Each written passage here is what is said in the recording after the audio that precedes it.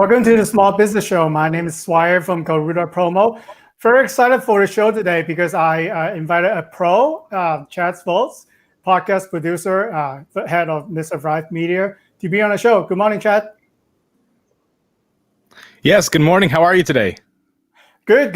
Love to have you on the show. I have so many questions for you and, wanted to get your take on how to creating podcasts. It seems like nowadays everyone is trying to do a podcast.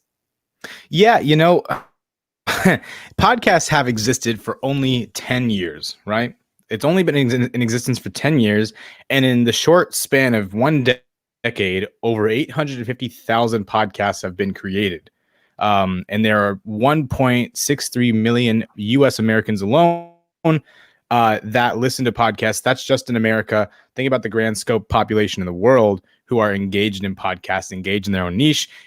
It really is a beautifully developing and thriving sub-industry that is becoming its own industry in a really amazing way. Wow. Okay.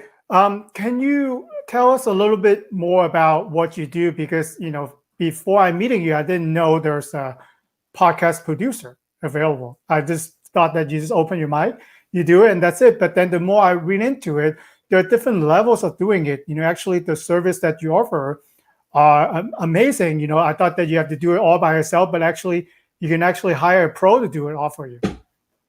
That's right. One of the big things I believe in is that if your competitors do something in a certain way, you should not do it in that same way. So my approach is being the one-stop shop for podcast production, being able to provide everything and anything under the sun when it comes to podcasting for the client. So we don't just stop at the scheduled podcast production, but we help with the distribution. We go from the distribution and we also provide the social media. We provide the potential syndication of a show if we need to. We go into engaging with different communities and overall operating that, helping with the branding and conceptualization of the actual content itself, the graphic design, and so much more. Okay. Question that I have for you. So obviously there are a group of us who just wanted to do it and then we jump on it, right? But then there are other people in business, who are thinking about doing a podcast, but then are there industry that better, or do you have a nice radio voice to do a podcast? Or if you have a good content or if you have a compelling story, then you should do a podcast. Like the question will be, who should start and create a podcast? Well, I always say if you have a face for radio, you should do it. No, I'm kidding. Okay. The reason why anyone should start a podcast is because they want to not just build an audience, but specifically engage a community. That's one thing that my company, Mr. Thrive Media, deeply believes in, is that it's less so about getting the numbers, right? Playing this numbers game, because eventually you will hit those numbers when you hit that target audience enough. Mm-hmm. Because word of mouth is actually the strongest marketing tool out there, way stronger than going on Instagram and saying, hey, view my content. Right.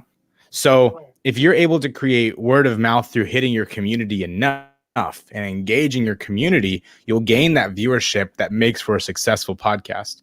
Don't think of podcasts as places of content. Think of them as sub-communities. The moment you start thinking of them as sub-communities, you begin to be a lot more successful as a host, because now you're having a conversation with a very specific audience as opposed to just reaching out and hoping that you hit something in the dark. Yeah, I think that especially if you want to become a so-called expert in your field, so for example, like a attorney, there are a lot of capable attorneys out there, but then there are also those who do nice advertisement. They do workshops. They do coaching session, free coaching sessions that then people know about them. They become the expert. I could tell you, like even my kids, we drive around, we see billboards, we listen to jingles, and then they can name 4 to 5 attorneys. But I'm sure there are thousands of attorneys out there. So how, is it one way that you agree that you can make yourself kind of expert or above your peer in your industry by having a podcast? Absolutely. Yes. So one of the major aspects of having a podcast is that you're establishing yourself as an authority figure for that topic. So yeah, you're right. It could be an attorney. But let's say you wanted to create a podcast, I don't know, about beekeeping. I'm just thinking of a random topic, right? Uh-huh. If you want to make a podcast about beekeeping, we call it Buzzcast. I don't know.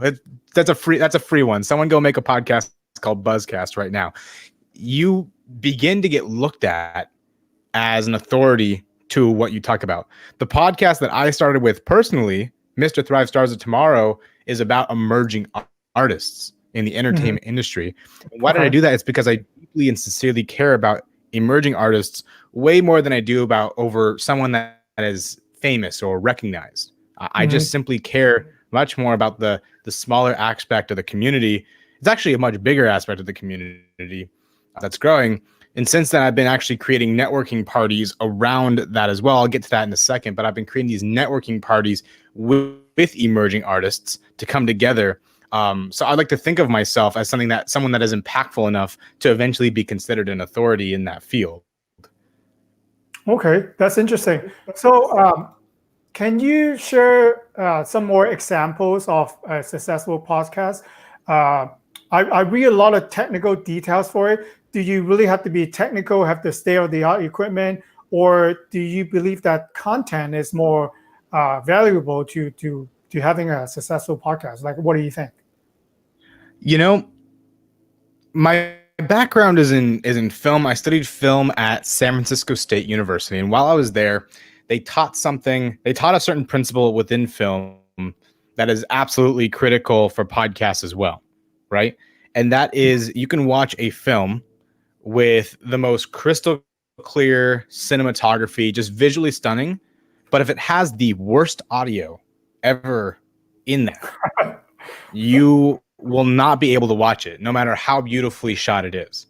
Vice versa, if you have a film that was shot on BlackBerry, I'm just trying to think of an old phone.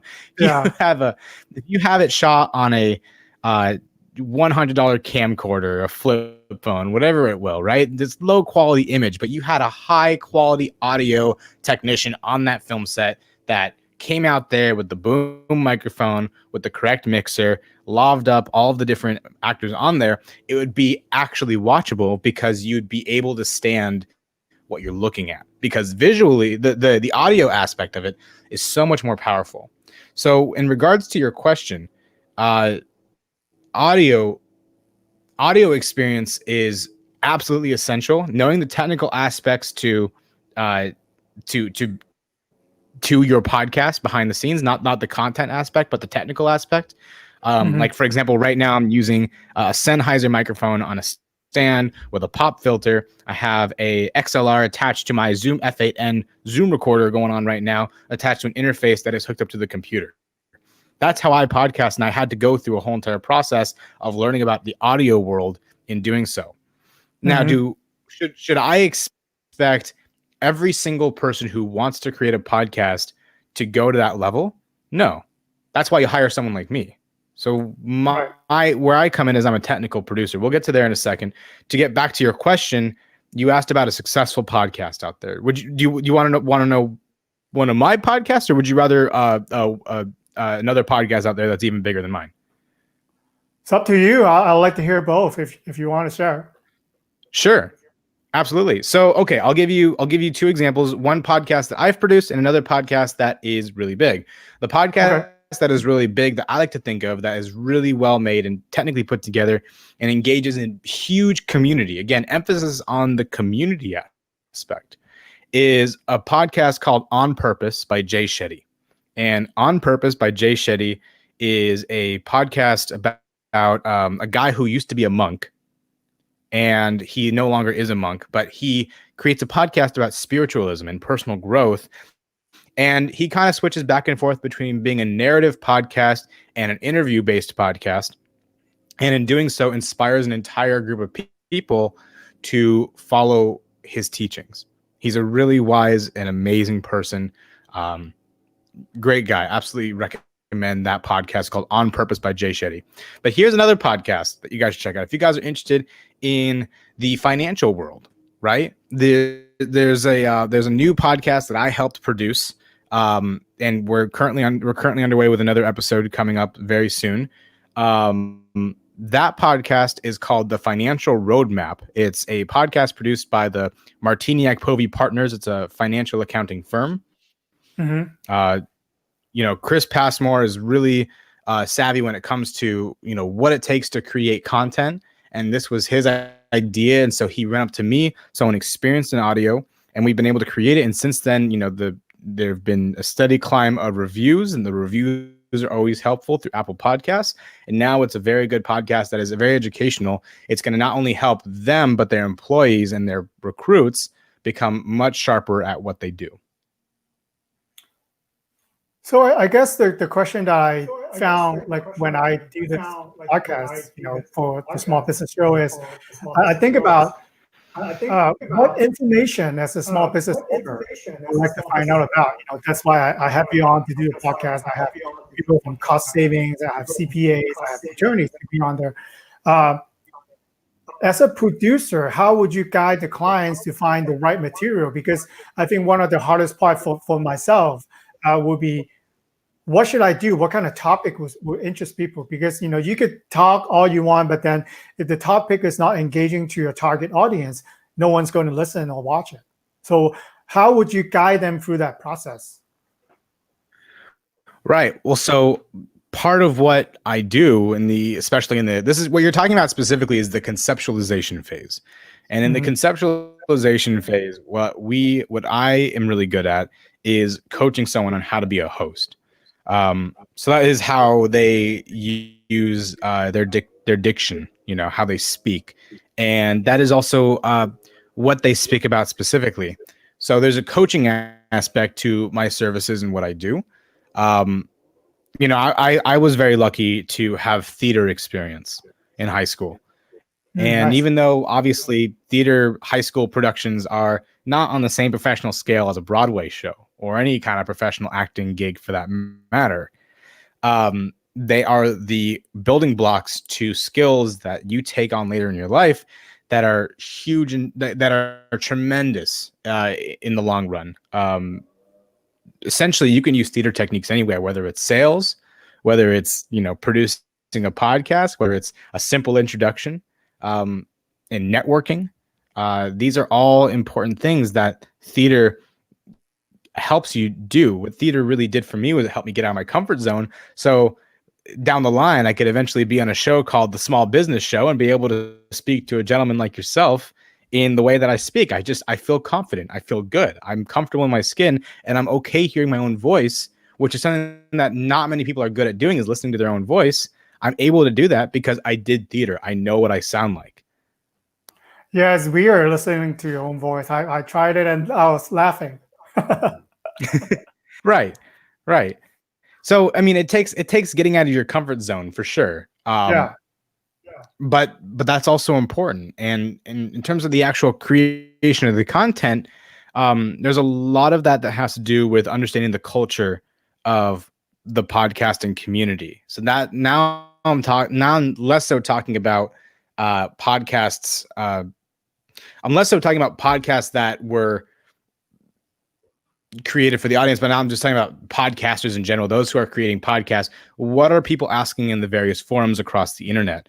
Facebook and Reddit are the two biggest communities where podcasters get together and talk about their issues, their struggles, or any question they might have, and might even make connections, might even create impromptu content on the fly by reaching out to other podcasters and say, hey, I'm trying to make a podcast about this.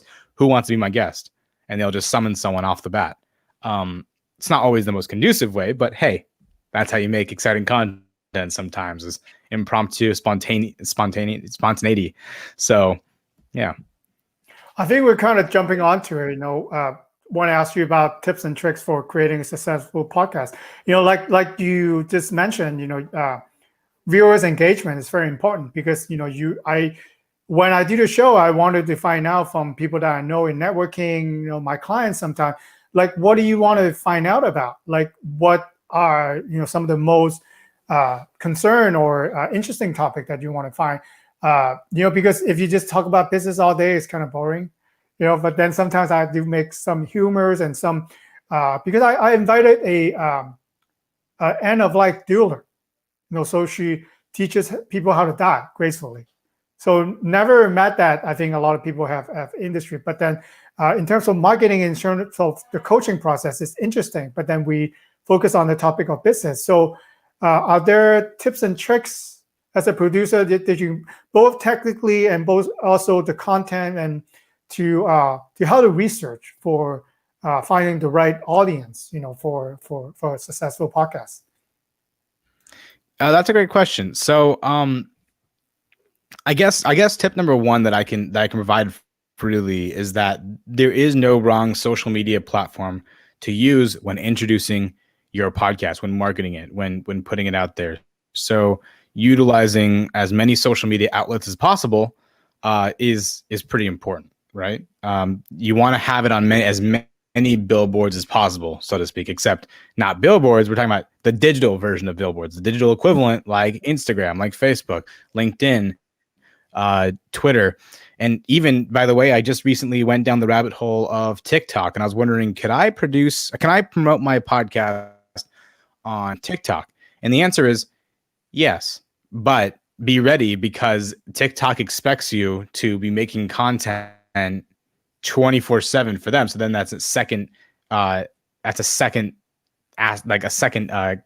constant need for content creation, and it's just too much for me personally. So that's actually a service that we do not offer, is promoting through TikTok. But we definitely encourage it. We encourage our clients to utilize as many social media platforms as possible. That's one tip for sure. Another trick, something very simple that some people very much miss, is something as simple as a pop filter. I just kind of raised this up for the screen so that way everyone can see. Pop filter, what these do, it's just really a cloth, a very thin cloth on a frame here that protects the microphone. It's essential for removing something called plosives. So this goes back to audio quality, and what I was talking about as a film student is that if a podcast didn't have good audio quality, you just simply couldn't listen to it. But now if I go over here and I keep talking, you can tell the audio quality is completely destroyed, and I'm just purposely now ruining the audio quality so that way you can hear how awful it is. So I'm going to put this back now so you don't have to listen to that ever again. That's different. But audio quality is essential. And by the way, to speak on audio quality just for a quick second, audio quality definitely is a little bit more difficult now that we're doing all of this virtually. Right now you're using StreamYard to have a virtual interview with me. I do a lot of all the podcasts I produce currently are all audio based, and I always just instruct them just use Zoom, because there are other ones that are audio based platforms out there as well. There are other audio based podcast platforms that you can interview people through, very similar to how StreamYard works. However, quite frankly, I just don't see that it's worth it.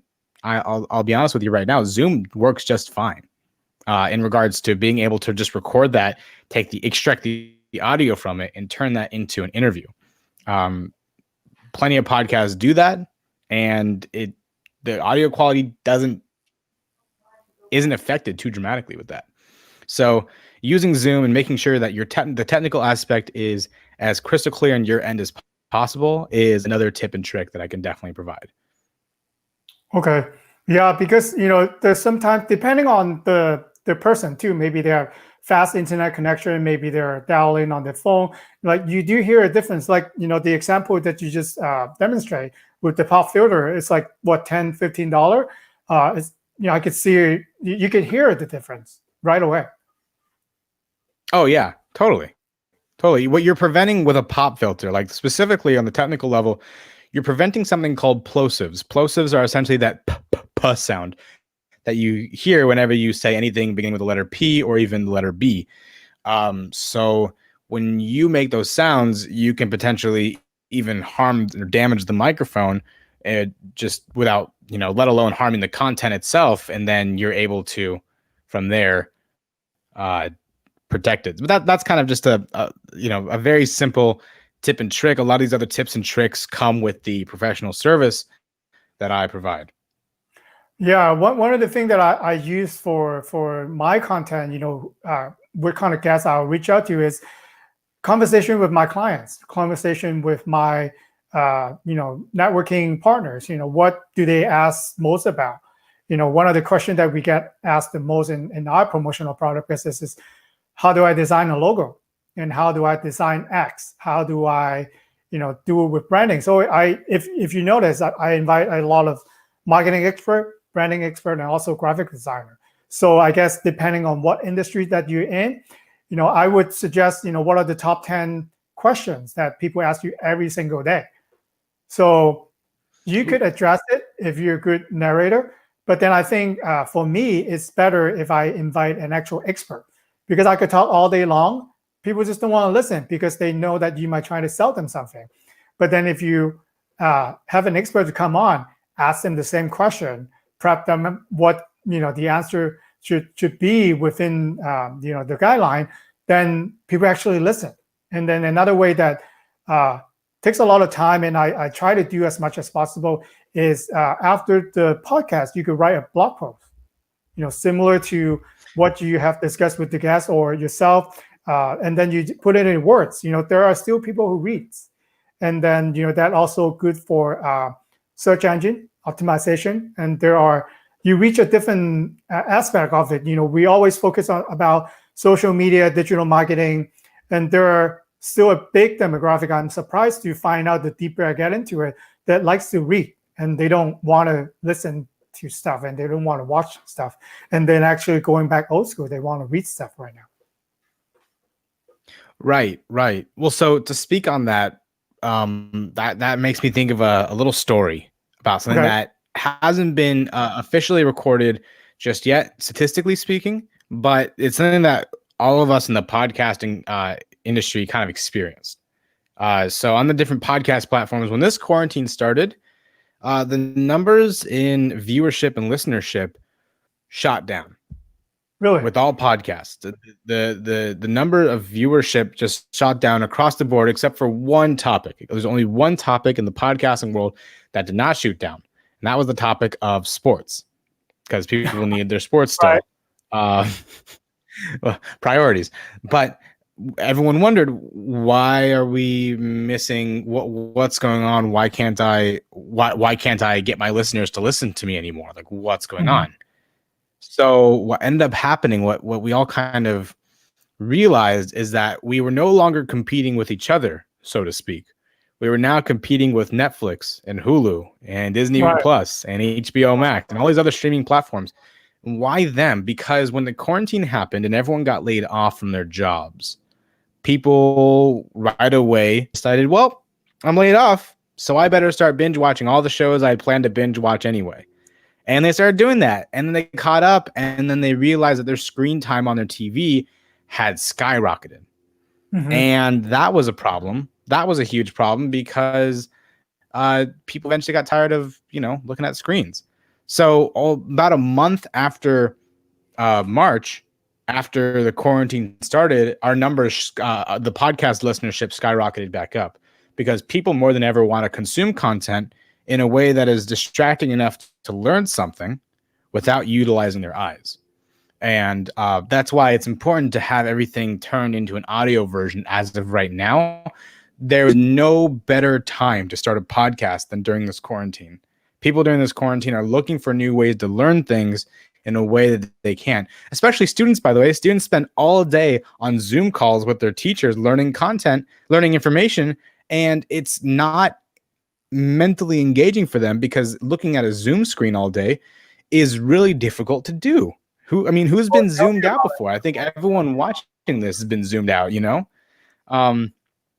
so it can be difficult. I can tell you right now, my screen time has gone up. As soon as I can close my eyes and listen to a podcast that is audio based only, it's incredibly crucial. Yeah, and then when most likely people will listen to podcasts on a headphone, or they'll listen to it when they're commuting, they're driving. So you actually get picked up a lot more than sometimes when you watch TV. then you walk around, you make some food, you get some snacks, whatever, then you're not paying as close attention as you are when you're listening to a podcast. So when I do that, actually, I do listen to different podcasts myself. And when I'm on the headphone, I could pick up more of actually, even when I'm not seeing them, I could actually hear how they're emotionally behaving right now at that station. The tone of voice that they get, are they sad? Are they happy? Or are they frustrated? I can actually pick up more than I'm actually watching a show and I'm moving away, I'm looking around, and I'm yelling outside. So there's different experience, listening to a podcast. Oh yeah, completely. It really is a different experience altogether, and one that is absolutely crucial for this quarantine. As I was saying before, podcasts are taking over, and I think this opportunity comes and goes in very few time. In like it's just absolutely essential during this time when it's so easy to just spend your days just engaging in constant screen time. That's really what it comes down to. Is minimizing your screen time, but still allowing yourself to either learn or get entertained by something that doesn't require your eyes. So the ears are just far more effective. They're far more important. And that's really what it comes down to.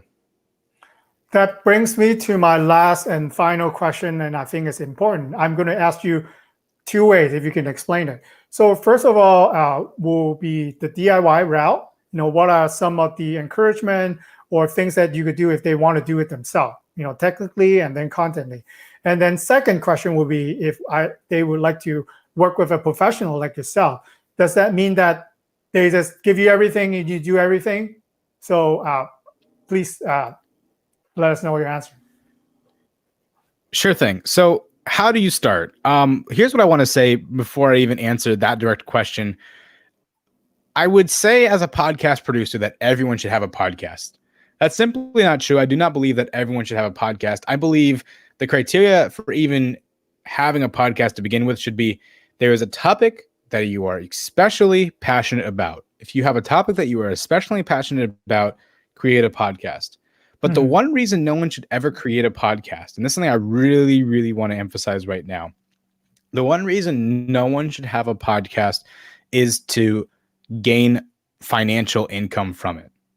And the reason why I say that, even though there are sponsorship opportunities, and you should definitely take those sponsorship opportunities if you can, because why not? Extra money in your pocket is very nice to have. I say this because a lot of people have started and ended podcasts because they expected to be Joe Rogan overnight. Joe Rogan is an individual who, in the Joe Rogan experience, in 2019 reported $10 million in just ad revenue alone. That does not include the money that he got from agents who bring in their talent to be on his show specifically. So he probably really earned $20 million that year alone just by having his show. A lot of people try to be that person. And I'm sorry, but you're just not going to be like him. And you can't expect to be an overnight success. Oh, okay, there you are. I was worried you disappeared. You just can't expect to be an overnight success. So that's really what it comes down to. So if you decide now from this point that you do want to start a podcast, here's what you do. There are very simple mic setups that you guys can get on Amazon, on B&H photo, the B&H photo store. On there are different audio companies out there. If you look up Sennheiser, or if you look up Zoom, there are different podcast setups that they have they have this like pre-made packages already that you can acquire. Be ready to invest a little bit on a technical aspect unless you already have a good audio setup in a different aspect. For example, a lot of gamers who have headsets with microphones, they're already ready to go in a certain respect because gamers can create podcasts without really having to worry about what was that? That's a big business too. Watching people play games, I didn't know it exists, but then I'm watching it sometime. They just sit 7 hours a day. It's not easy. Right, me too. Yeah, that's the first thing. The second thing is to utilize any streaming platform on there that is good for distribution. So some people have used SoundCloud for distribution. That's not a preferable one. I'll just give you some free advice right now. Do not use SoundCloud to distribute. The two best distribution platforms out there for getting your podcast on as many platforms as possible is Libsyn, but that requires a $15 per month subscription. And then there's Anchor.fm, and Anchor.fm is free. And honestly, there's no reason not to use it. It's a perfectly good distribution platform that was bought by Spotify. You upload on Anchor, it automatically goes on Spotify. And then later on, you get to either manually or it'll do it for you. It'll automatically put your podcast onto all the other platforms that exist. So that goes onto Apple Podcast, that goes onto Google Podcast, that goes onto something called Buzzsprout and Stitcher and Castbox and Radio Pub and iHeartRadio and so many more podcast platforms out there that just happen to exist. So those are essential to have, just to have that distribution platform. And lastly, my last tip is to look at the social media that other podcasts use and create content based off of that. So that includes behind the scenes photos, that includes constant story engagement. You know, there's a lot of different ways to do that. But let's say you're a busy individual, right? And you don't want to run hoops and, you know, you don't want to run through hoops on trying to promote a podcast to help you become an authority figure for your community in that topic. That's when you come in and you hire someone like myself. We help you delegate that time and effort into creating your podcast to help you broadcast in a new and exciting way to your audience. And to constant engagement of that community is what we do. It's what we specialize in. Again, it's less so about reaching as many numbers as possible and shooting in the dark, hoping that something sticks, but it's more so about engaging your community.